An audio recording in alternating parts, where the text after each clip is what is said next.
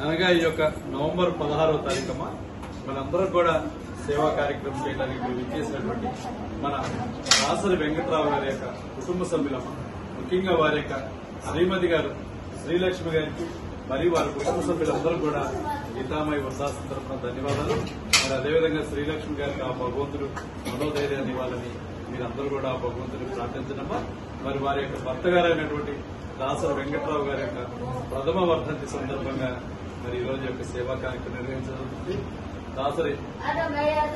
వెంకట్రావు గారి యొక్క ఆత్మ శాంతించాలని వారి కుటుంబ సభ్యులందరూ కూడా దాసరి వెంకట్రావు గారి యొక్క ఆశీస్సులు, ఆ భగవంతుని ఆశీస్సులు ఉండాలని కోరుకుంటూ ఈ రోజు యొక్క సేవా కార్యక్రమాన్ని ఏర్పాటు చేసినటువంటి